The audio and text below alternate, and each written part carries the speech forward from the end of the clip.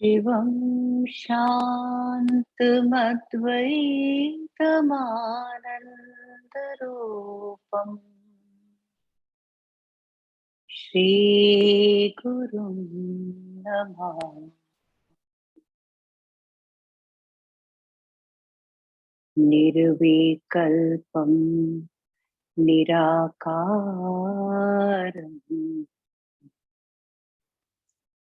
निर्गुणं सकलब्रह्माण्डव्याप्तम्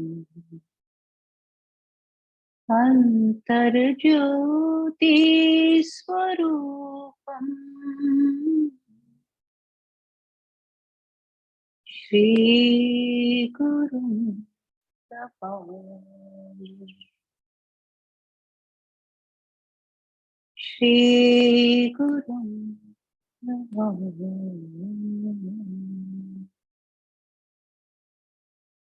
श्रीगुरुं नमामि।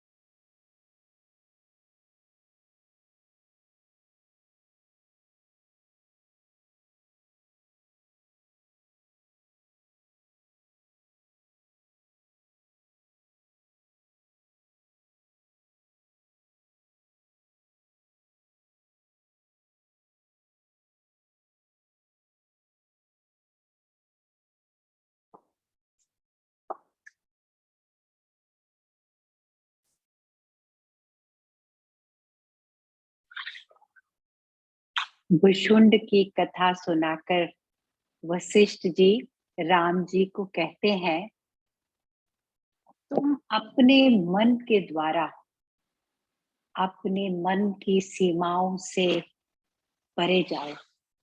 जब तक सीमित दृष्टि है, जब तक संसार को दोष दृष्टि से देखते रहोगे, पदार्थ भावना में जब तक जीवात्मा फंसी रहती है, तब तक जन्म मृत्यु के चक्रव्यूह से निकल नहीं पाते। सच में देखा जाए तो मन आत्मा का ही स्वरूप है। मन में और आत्म स्वरूप में, उस परम चैतन्य स्वरूप में कोई अंतर ही नहीं। उसी से ये रिफ्लेक्ट हो रहा है, दिखाई दे रहा है। और ये ज्ञान, ये शिक्षा एक बार स्वयं शिव भगवान ने गुरु स्वरूप बनकर मुझे दी थी। आज मैं तुम्हें वो बहुत सुंदर दिव्य कथा सुनाऊंगा। एक समय था जब मैं कुछ काल के लिए कैलाश पर्वत पर वास कर रहा था। वो शिव भगवान के चिर भूमि कहते हैं, चिर स्थान, स्थायी उनका वास वहां है। वहां पर और साधु महात्मा संतों के साथ लंबे अरसे के लिए मैं वहां रहा और हर रोज हर शाम को बैठकर वहां पर हम सत्संग करते थे, ज्ञान चर्चा करते थे और मैं शिव भगवान की पूजा अर्चना, इसी में मेरा समय व्यतीत हो रहा था। एक दिन शाम के समय उस जंगल में इतना गहरा अंधेरा था कि अगर कोई तलवार ले तो उस अंधेरे को काट सकता था, इतना अंधेरा। लेकिन एक कोने से अचानक तेज रोशनी आने लगी, प्रकाश हो गया उधर। मैंने जब आंखों से देखा तो वहां उस प्रकाश को देखा और मन की आंखों से उस प्रकाश को मैंने तुरंत पहचान लिया कि शिव भगवान आ रहे हैं। तो मैंने उनका दर्शन पाया। शिव भगवान पार्वती जी के साथ चले आ रहे थे और नंदी जी उनके सामने सामने रास्ता बनाते हुए, उन तीनों को मैंने देखा, उनका दर्शन पाया। तो शिव भगवान मेरे सामने आए और कहा, तुम्हारी तपस्या कैसी चल रही है? क्या जो कुछ भी पाना होता है वो तुमने पा लिया है? वशिष्ठ जी से शिव भगवान पूछ रहे हैं। तो वशिष्ठ जी ने क्या जवाब दिया? उन्होंने कहा, भगवान आपकी जो पूजा करते हैं, जो आपसे प्रेम करते हैं, जो आपकी भक्ति करते हैं, उनके लिए जीवन में और कुछ पाना शेष नहीं रह जाता। जो सच्चा भक्त होता है, जिसको सच्चे दिल से केवल प्रभु से प्रेम हो जाता है, उसको और कुछ पाने की आवश्यकता रह नहीं जाती। और शिव भगवान ने कहा था, क्या तुम्हारे रास्ते की सब अड़चने, क्या तुम्हारे जीवन में व्यथा, ये सब परेशानियां क्या दूर हो गई हैं? तो वशिष्ठ जी ने कहा, जिसके हृदय में आपकी भक्ति है, वो उसके लिए जीवन में कोई संकट आ ही नहीं सकता। ना आता है, ना कभी आया था। और केवल पुराने सत्कर्मों का ये मुझे इनाम मिला है कि मेरे अंदर आपकी भक्ति जाग गई है। और जिसको वो भक्ति मिल जाती है, उसको न कोई संकट कभी आ सकता है, ना कोई रुकावट उसके रास्ते में आ सकती है। मैं पूर्ण काम हूँ, मैं पूरी तरह से शांत हूँ, तृप्त हूँ। लेकिन आज आपसे एक सवाल करना चाहता हूँ। मेरा सवाल ये है कि उस परम परमेश्वर की, उस परम पिता परमेश्वर की पूजा, जिससे कि हमारे पाप मिट सकते हैं, हमारे सब दुख जा सकते हैं, कष्ट जा सकते हैं, किस तरह उनकी पूजा करनी चाहिए? अब ये सवाल तो सच में हम सबके बहुत कहीं पास, दिल के पास आता है। कैसे पूजा करें जो पूजा फल लाए, जिससे फिर जीवन में दुख ना आए, क्लेश ना हो मन को? तब शिव भगवान ने मुझे कहा, क्या तुम जानते भी हो भगवान है कौन? तुम उनकी पूजा का मेरे से विधान पूछते हो, विधि पूछते हो, लेकिन क्या पहले ये बताओ, तुम जानते भी हो वो परम पिता, वो परमेश्वर, उनका रूप क्या है? क्या वो शिव, विष्णु, ब्रह्मा, अ, देवी, पार्वती, ये सब नहीं है? ना पर्वत है, ना पहाड़ है, ना नदी है, ना ही कोई संसार में ऐसी वस्तु है जिसको कहे कि ये भगवान है। ना ब्राह्मण है, ना वो राजा है। उनका कोई रूप नहीं, उनका कोई नाम नहीं, उनका कोई आकार नहीं।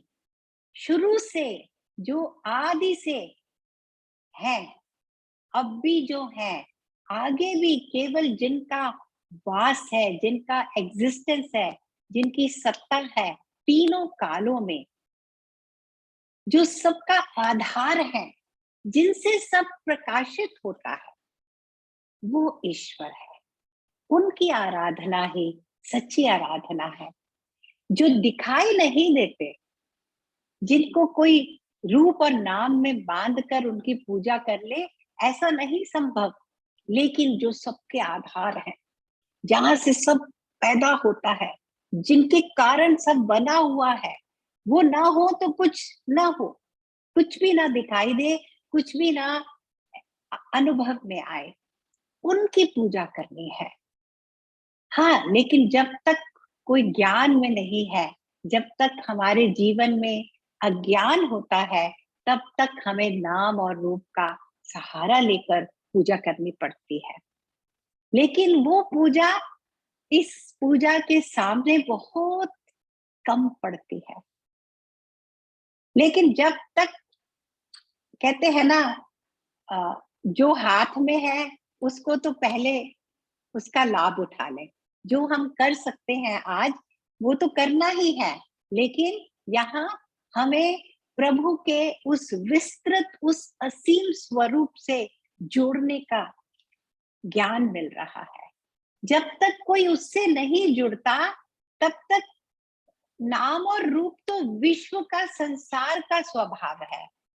तो हम एक तरीके से उस संसार के अंतर्गत ही प्रभु को पाना चाह रहे हैं, और प्रभु को पाने के लिए संसार से परे जाना होता है। जहां तक संसार की सीमा है, प्रभु उस सीमा के परे मिलेंगे। तो उस सीमा के परे जाने के लिए हमें प्रोत्साहन मिल रहा है। जो कुछ तुम देखते हो, जो कुछ तुम्हारे अनुभव के स्तर तक तुम पा रहे हो, उससे आगे बढ़ो। अपने इंद्रियों के, अपने मन के इन सीमाओं से आगे चलकर तुम उस सत्ता को अनुभव कर सकोगे। और उन्होंने कहा, और मैं तुम्हें बताता हूं कि इस पूजा में सामग्री क्या लगती है, जो हम पूजा करते हैं ना रोज। वैसे भगवान ने कहा है भगवत गीता में कि मैं तो पत्र पुष्प जल से प्रसन्न हो जाता हूँ। कोई प्रेम से मुझे पत्र पुष्प और जल अर्पण करता है तो मैं बड़े खुशी से उसे स्वीकार करता हूँ। तो इस बात को ध्यान में रखते हुए हमें ये सुनना है ज्ञान। तो भगवान शिव ने कहा, जो पूजा की सच्ची सामग्री है, जो इस सच्चे परम सत्ता के लिए पूजा की जाती है, उस सामग्री का मैं नाम तुम्हें बताता हूँ। विवेक पहला, दूसरा संयम, मन का आपके वश में हो जाना। हम मन के वश में अगर हैं तो पूजा नहीं हो पाती। विवेक जीवन में नहीं है तो पूजा नहीं हो पाती। ये जो पूजा है। और तीसरा, उस एक आत्मा को ही सब जगह देखना। सब जगह जहां तक हमारी दृष्टि जा रही है, केवल वो आत्मा ही आत्मा है, उसी का प्रकाश है।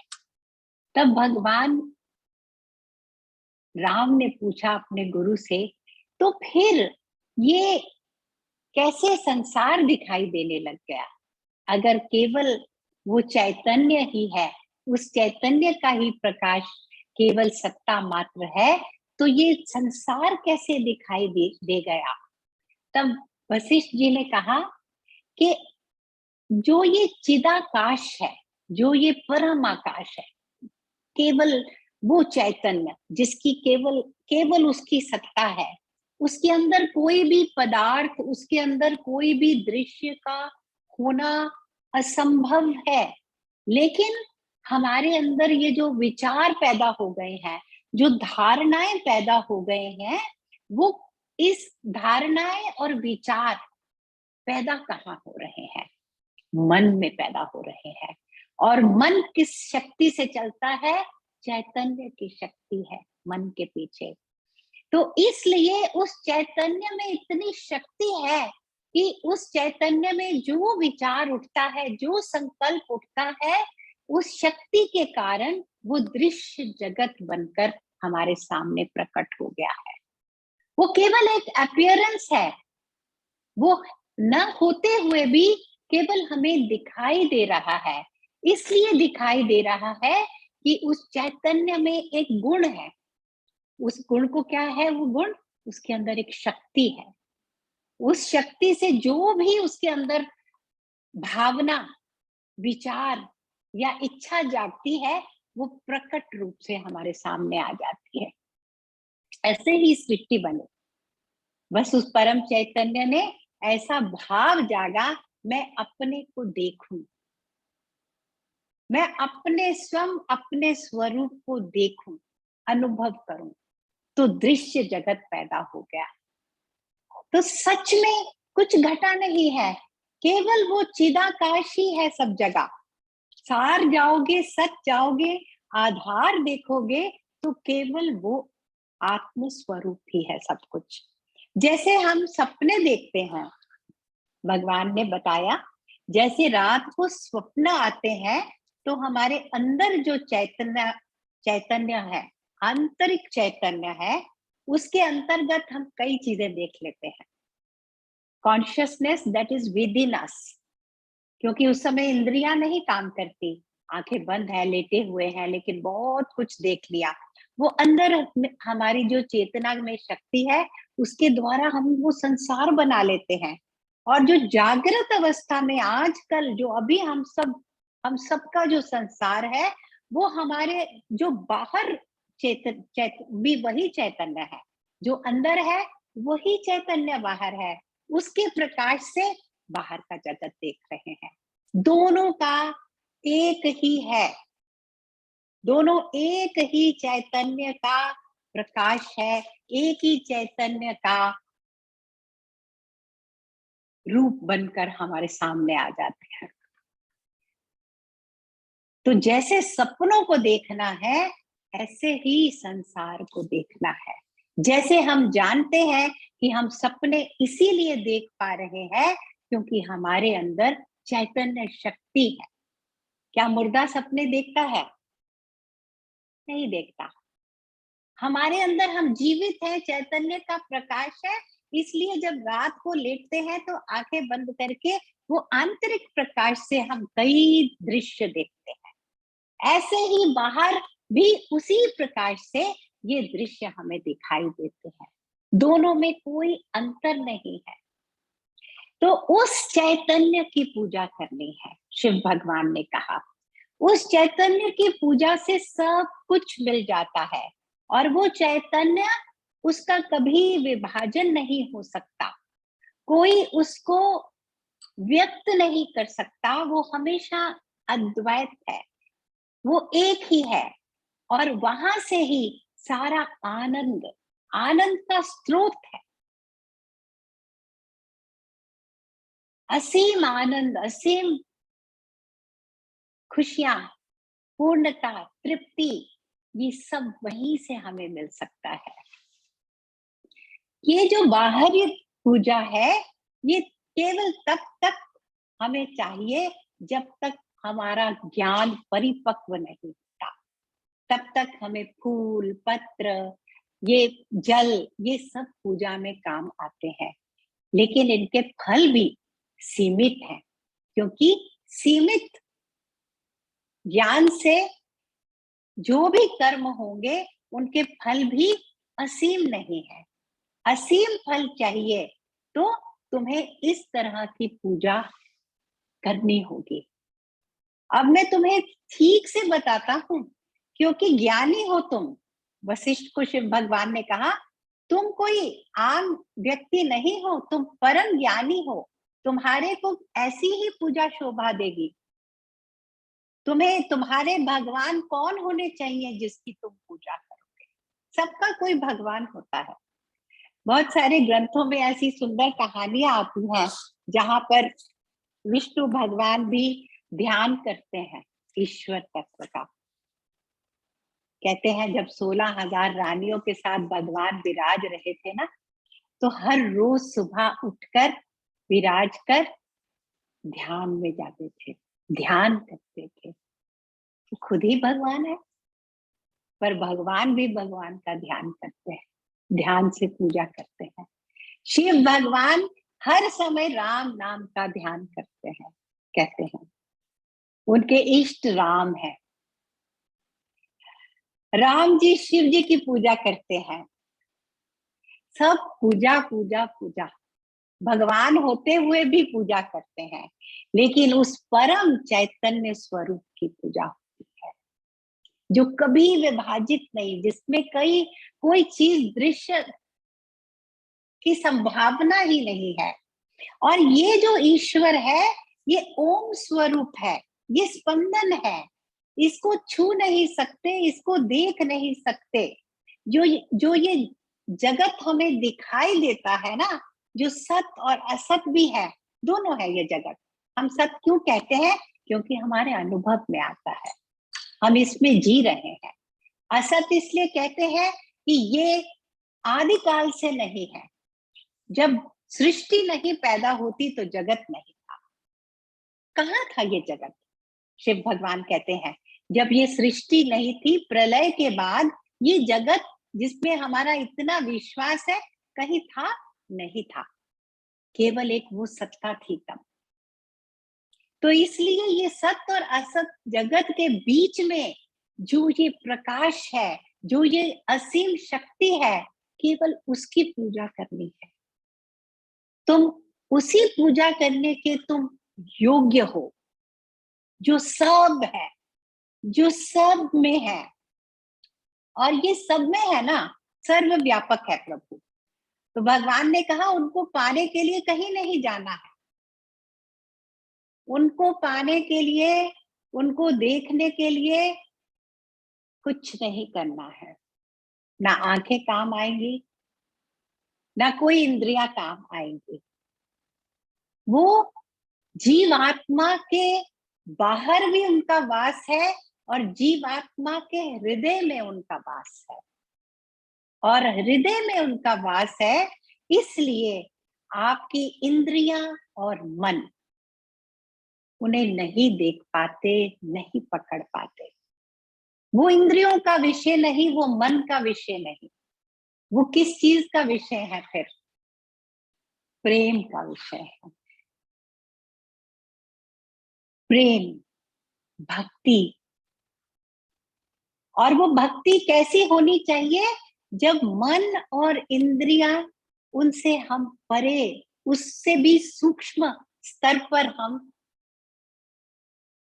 अनुभव कर सकेंगे। तो ये जो चेतना है, कहीं फूल बन जाती है, कहीं पत्ते बन जाती है, कहीं पहाड़ बन जाती है। लेकिन कैसा?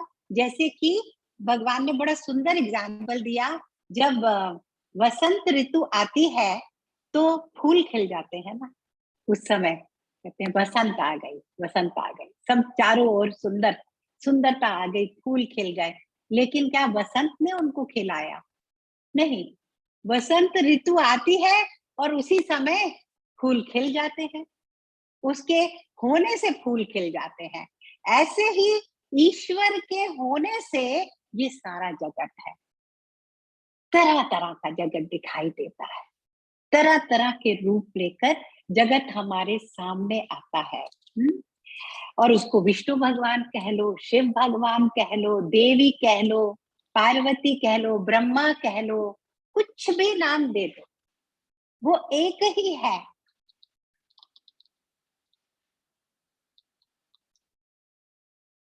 उन्होंने कहा जब तक उस चेतना का प्रकाश ना हो तो क्या हम कुछ देख सकते हैं? जैसे हम अपने शरीर का एग्जाम्पल लें, हम कहते हैं हमारी इंद्रियां हैं, ये देखने की शक्ति, इसमें कानों में सुनने की शक्ति है, चखने की शक्ति है। लेकिन अगर इस चेतना का प्रकाश ना हो तो इनके होने से तो कुछ होगा ही नहीं। चेतना के कारण हम देख रहे हैं, सुन रहे हैं। तो फिर वशिष्ठ जी ने कहा, मैंने भगवान से पूछा अगर वो चैतन्य सर्वव्यापी है तो फिर वो जड़ता कैसे आ गई? यहाँ पर जड़ कैसे हो गया? अज्ञान कैसे पैदा हो गया? जो स्वयं प्रकाशी है, जो ज्ञान का स्रोत है, जो केवल ज्ञान है, जो एक ही है, उसमें ये जड़ता, ये अज्ञानता कैसे पैदा हो सकती है? अब प्रश्न यही है कि रोशनी में अंधकार कैसे पैदा हुआ? कैसा गहरा क्वेश्चन पूछा है। केवल वशिष्ठ जी पूछ सकते थे ऐसा क्वेश्चन, है ना? तो शिव भगवान को भी वो बहुत पसंद आया उनका प्रश्न कि अगर भगवान सर्वव्यापी है, सर्व प्रकाशमय है, सर्व ज्ञानमय है, तो ये जड़ जगत, ये अज्ञान कहाँ से आ जाता है? तब उन्होंने जवाब दिया है कि ये जो सर्वव्यापी चैतन्य सत्ता है, कभी कभी अपने रूप को बदल लेती है। ऐसे ही लीला मात्र, खेल मात्र, अपने को देखने की इच्छा से दृश्य जगत बन जाती है, पदार्थ बन जाती है। और लेकिन होता क्या है, जब ये सब होने लगता है, एक के आगे एक के आगे एक के आगे सीमा सीमा सीमा सीमा, सीमित ज्ञान, सीमित ज्ञान, और वो अज्ञान का रूप ले लेता है। अज्ञान कैसा है? अपने स्वरूप को भूल जाने का अज्ञान, हमें याद ना रहे। जैसे अगर हम बेहोश हो जाएं तो हमें नहीं याद रहेगा ना हम कौन है। तो ये अज्ञान की यहाँ महिमा बताई है, अज्ञान भी कितना शक्तिशाली हो सकता है। तो शिव भगवान ने कहा अब तुम देखो ये अज्ञान कितना गहरे अंधेरे में ले जाता है, जिसकी कोई अस्तित्व नहीं होती, लेकिन केवल इससे कि मैं अपने को भूल गया, मैं ये अपने स्वरूप को भूल गया, तो मैंने अपने को क्या मान लिया, जो मुझे दिखाई दे रहा है इस समय, जो मेरा संसार है, बस मैंने अपने को पूरी तरह इसके साथ अपने मन, अपने विचारों को, अपनी धारणाओं को उस सीमाओं के अंदर बांध लिया है हमने, बस असीम से सीमाओं में बंध गए हम। और फिर वही ज्ञान, वही प्रकाश ने ऐसा रूप बना लिया अपना, अज्ञान का रूप, जो हमें जिसमें कुछ दिखाई नहीं देता, वो प्रकाश रहते हुए भी हमारे अनुभव से परे चला गया, क्योंकि हमारा अनुभव मन में, मन की सीमाओं में आकर कहीं अटक गया। जीवात्मा कैसी है, हम शरीर कैसे लेते हैं, भगवान ने कहा शरीर कर्मों की गति से आता है, कर्म करते हैं और उन कर्मों के अनुसार हमें जीवन मिलते रहते हैं, कभी कैसी शरीर तो कभी कैसा शरीर। और कर्म हम कहाँ से करते हैं, कर्म हम विचारों से करते हैं। विचार कहाँ से आते हैं, मन से आते हैं। मन क्या है, वही इंटेलिजेंस से मन है, वही चेतना से ही मन है। लेकिन जब वो मन अपने ही रूप को भूल गया, अपने स्वरूप को भूल गया, अपने स्थायी निज धाम को जब वो मन भूल गया, तो मन ने क्या कहा, मैं ये हूं, मैं वो हूं, अहंकार। मन की जो बुद्धि थी वो अहंकार में जाकर सीमित हो गई, अहम भाव में हम जड़ता की ओर चले गए। कहते हैं ना, जीवात्मा चेतना का वाहन बन जाती है और जीवात्मा का वाहन अहम भाव बन जाता है। अहम भाव का वाहन बुद्धि है और बुद्धि का वाहन मन है और मन का वाहन प्राण है, प्राण का वाहन इंद्रियां हैं, इंद्रियों से शरीर है और शरीर कर्म गति से पैदा होता है और कर्म वापस ये सर्कल बन गया। और कर्म कहाँ से आए हैं, कर्म विचारों से आए हैं, विचार मन से आया है। मन की अपनी कोई सत्ता नहीं, केवल उस चैतन्य की सत्ता है। लेकिन मन भूल जाता है, मन याद नहीं रखता। मन की याद है, मन में हमारे अंदर मेमोरी है, लेकिन हमारी मेमोरी कैसी हो गई है, लिमिटेड मेमोरी है। जितना जितना ज्ञान में जाते हैं, जितना जितना मन शांत होने लगता है, उसी मेमोरी का विस्तार होने लगता है, उसी बुद्धि का विस्तार होने लगता है। फिर उस बुद्धि से हम अपना भविष्य भी, भूत भी, वर्तमान भी, तीनों देख पाने की हमारे अंदर शक्ति होती है। लेकिन हम अपनी शक्ति को खो देते हैं। किस तरह खो देते हैं, राग और द्वेष। अहम भाव जो है वो हमारे मन के ऊपर ऐसे बादल बनकर मन को अंधेरे से ढक देता है। हम कहते हैं मैं ये हूं, ये मुझे अच्छा लगता है, ये मुझे चाहिए, ये मुझे नहीं चाहिए।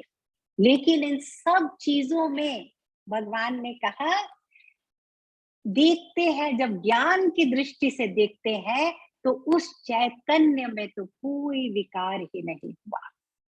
वो जैसा था, अछूता, शुद्ध, निर्मल, वो वैसा ही है, उसमें कभी मैल नहीं आ सकती।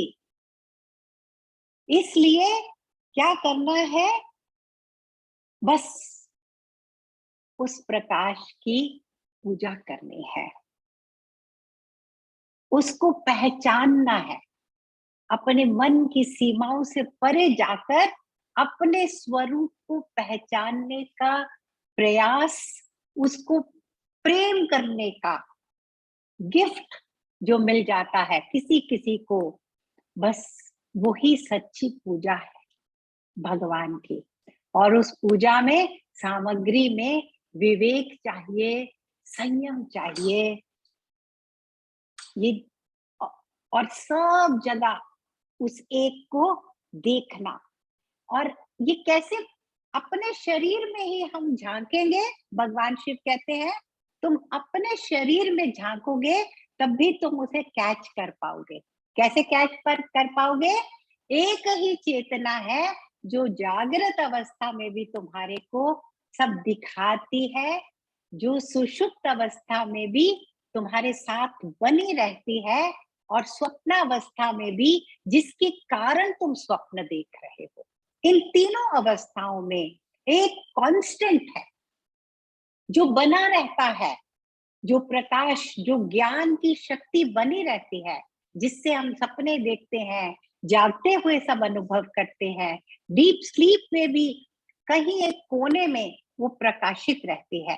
तभी हमें समझ आता है ना, जब हम गहरी नींद से उठते हैं, अरे हम गहरी नींद में थे, कहीं हमारे को हमारे होने का आभास बना रहता है सूक्ष्म स्तर पे। तो भगवान ने कहा उस चेतना में अपना ध्यान दो, वो जो साक्षी है तुम्हारी तीनों अवस्थाओं की, वो तुम्हारा स्वरूप है, वही परमात्मा है, वही आत्मा है। परमात्मा और आत्मा एक ही है, दो नहीं है। तो जब हर जीवात्मा में, भगवान कहते हैं एक लिंग शरीर है। लिंग शरीर क्या है? केवल मन ही होता है, लेकिन उसकी कई आगे विभाजन कर दिए जाते हैं। उसको कहते हैं मन में बुद्धि है, अहंकार है, इंद्रियां है, मेमोरी है। तो ये सारी चीजें हमारा सूक्ष्म शरीर है। और ये जो सूक्ष्म शरीर है, ये केवल चेतना के बल पे खड़ा है। अगर चेतना उससे अलग हो जाती है तो वो शरीर जीवित नहीं है। तो ये लिंग शरीर जिसमें मन और प्राण है, इनको हमें जीवन रहते रहते ही, जब मन को हृदय में विलीन किया जाता है, हृदय आकाश में मन को समर्पित करना, अपने स्वरूप को याद रखना, बस केवल ये देखना कि ये कहाँ से आया है, ये सीमित दृष्टि, ये सीमित ज्ञान पैदा कैसे हो गया। बस केवल हम भूल गए, हम भूल गए। तो चेतना जो है उसमें कोई अशुद्धता नहीं, क्योंकि प्रश्न क्या किया गया था? तो ये जड़ता कहाँ से आ गई, ये अंधेरा कहाँ से आ गया, ये अज्ञान कहाँ से आ गया? तो उन्होंने कहा जो शुद्ध चैतन्य है वो कभी भी उसमें मलिनता नहीं आती। ऐसा सोचना ही अशुद्ध भाव को प्रकट करता है। ये बहुत सुंदर बात है, बहुत गहरी बात है, इसको हम सब ध्यान से सुनते हैं। भगवान ने कहा ऐसी सोच ही हमें अशुद्धता की ओर लेके जाती है, जब हम उस पवित्र, उस अछूते सत्ता को मलिन दृष्टि से देखते हैं। ओ ये तो अज्ञान है, ये तो सीमित है, ये तो दुख है। नहीं, उसके अंदर ये सब होने की संभावना ही नहीं है। हमने ये जो कल्पना की है, इससे ये अपवित्रता आती है। ये हमने उसमें अपना मन, कल्पना से, अपनी भावनाओं से, अपनी सोच से, सीमित अज्ञान भरी सोच से हमने उसके ऊपर ये आरोप लगाया है कि वो शुद्ध नहीं है, वो निर्मल नहीं है। तो ये सोच शुद्ध नहीं है, ये कल्पना शुद्ध नहीं है। तो जिस पल हम इस कल्पना का त्याग करते हैं, तो जो बच जाता है वो केवल शुद्ध चैतन्य है। हमें चाहे ये बात समझ भी आ जाए, हमें ये बात समझ आने लगती है कि सच में वो तो निर्मल है, उसको तो कभी कोई हानि नहीं, उसके अंदर कभी कोई कमी नहीं आ सकती, लेकिन हम उस बात का लाभ तभी उठा पाएंगे जब हम अपने मन की इन भावनाओं, विचारों और कल्पनाओं को त्याग देंगे। त्याग करना है उनका। उन्होंने कहा, भगवान ने कहा, क्या मुश्किल है ये त्याग करना। तुम्हारे हाथ में कोई वस्तु है, मैं उसको कहूं तुम इसको छोड़ दो, तुम्हें उसको छोड़ने में क्या प्रयास लगता है? कितना प्रयास लगता है? ये तो नहीं कह रहे कि कोई पहाड़ों पे चढ़ो, कोई क्लाइंबिंग करो, इतने दिन कुछ मत खाओ, कुछ नहीं करने को कह रहे। केवल ये कह रहे हैं, ये अज्ञान भरी जो सोच है ना, ये विचारधारा जो है, इसने ये आरोप लगा दिया है, उसमें दोष है, उसमें अशुद्धता है। इस अशुद्धता का त्याग करना है। और अगर नहीं त्याग करते हो तो दुख ही दुख है। अज्ञान से ही दुख पैदा होता है, भय पैदा होता है, काम पैदा होता है, क्रोध पैदा होता है, लोभ पैदा होता है। और ये सब वासनाएं नए से नए शरीर बनाती रहती हैं। हम कभी भी जन्म और मरण से छुटकारा नहीं पाते। तो जब तक हम हैं, हमको कैसे भी करके एक ही प्रयास करना है कि इन अशुद्ध वासनाओं का हमें त्याग कर देना है। अपने स्वरूप, अपने हृदय में जो वास कर रहा प्रकाश है, उसको प्रेम करना है, उसकी पूजा करनी है। और अज्ञान का जो सीमित मन है, उसको इस शुद्ध मन से उस मन को संयम में लाना है, उस मन को वश में करना है। तो जैसे उन्होंने कहा, बड़ा सागर होता है, उसमें लहरें उठती हैं, तो क्या हम ये देखकर कहते हैं, अरे सागर में देखो पर्वत बन गए, क्योंकि वो दूर से ऐसे लगती हैं जैसे पर्वत होते हैं, लेकिन वो केवल जल ही जल है। हम सब जानते हैं ये बात। ऐसे ही ज्ञानी पुरुष जानते हैं कि ये जो सारा दृश्य जगत दिखाई दे रहा है, ये जो सारा संसार, ठोस संसार हमें दिखाई दिखाई दे रहा है, ये केवल और केवल वो शुद्ध परमात्मा चैतन्य तत्व है।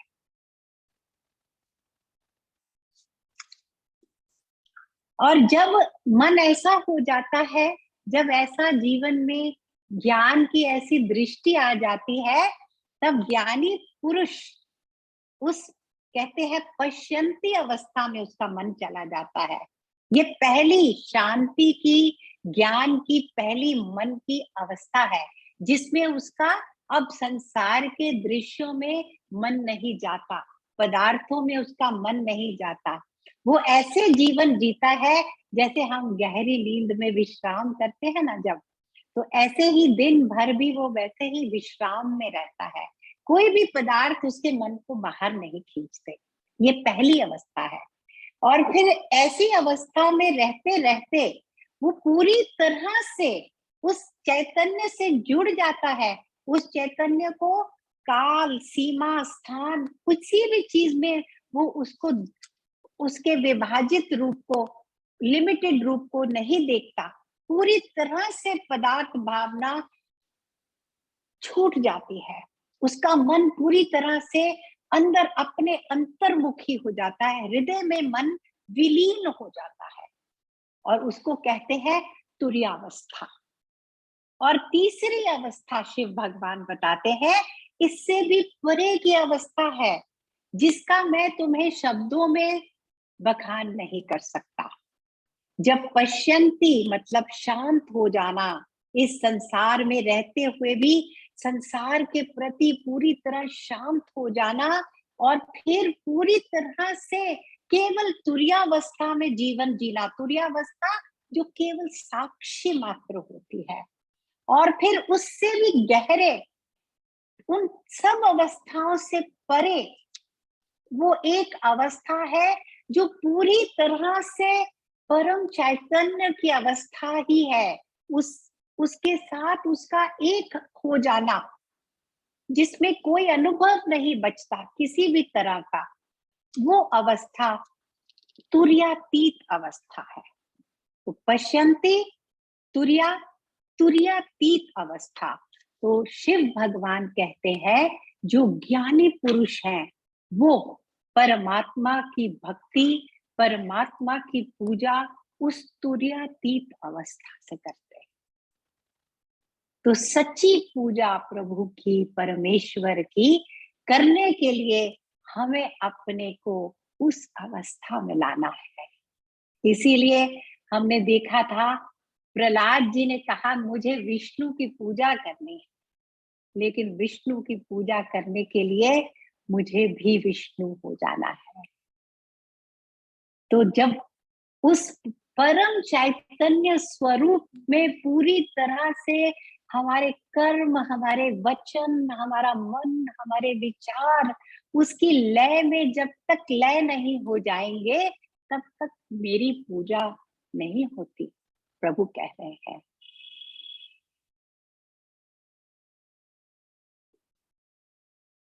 और ये जो है इसको अगर कोई एक शब्द में बांधा जा सकता है, शिव भगवान कहते हैं, तो एक स्पंदन रूपी जो शब्द है जिससे इसको पुकारा जा सकता है वो ओम है। और उस ओम का चिंतन करते हुए वशिष्ठ जी कहते हैं थोड़ी देर के लिए शिव भगवान ध्यान में खो गए। ओम के ध्यान में मौन होकर मैंने ऐसा दिव्य दर्शन शिव भगवान का कैलाश पर्वत पर पाया था। तो ये सुंदर अपने जीवन का एक व्याख्यान वशिष्ठ जी ने हम सबके साथ आज बांटा है, जिससे हमें पता चलता है एक एक पल जीवन का कितना मूल्यवान है। एक पल भी अज्ञान का कितने अंधेरे में ले जाता है, क्योंकि अज्ञान अज्ञान को बढ़ाता है। तो हमारे पास समय ही नहीं, हमें तो वापस का रास्ता, वापसी का रास्ता, घर वापसी घर वापसी का रास्ता पकड़ना ही है। फिर मन को दोबारा नहीं जाने देना बाहर, संयम से, विवेक से, वैराग्य से। इसीलिए उन्होंने कहा उस पूजा के लिए तुम्हें इन फूलों की आवश्यकता होगी। ये फूल अर्पण करने होंगे उस शुद्ध चैतन्य के सामने।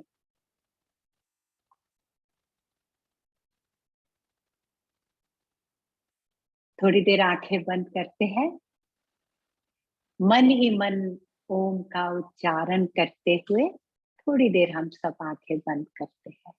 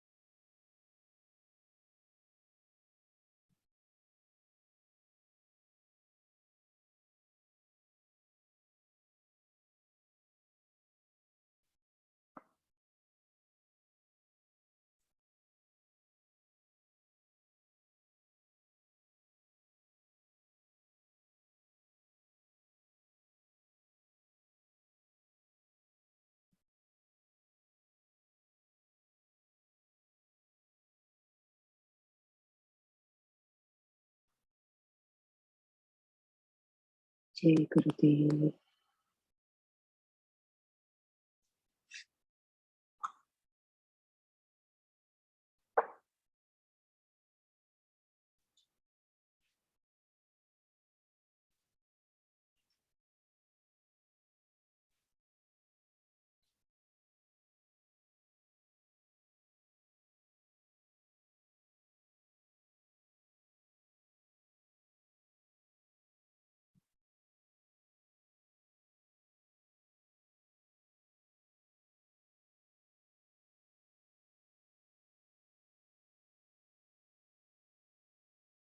जय गुरुदेव।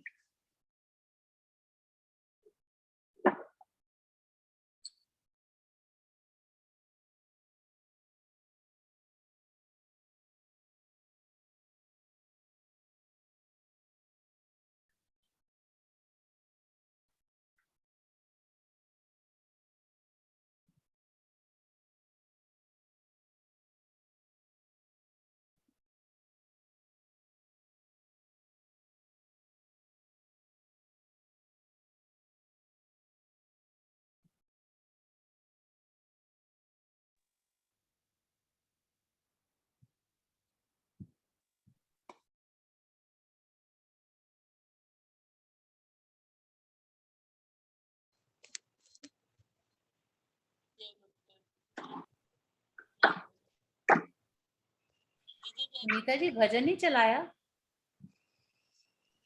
अच्छा, मुझे लगा कि अभी दीदी बोलेंगे तभी। ओके।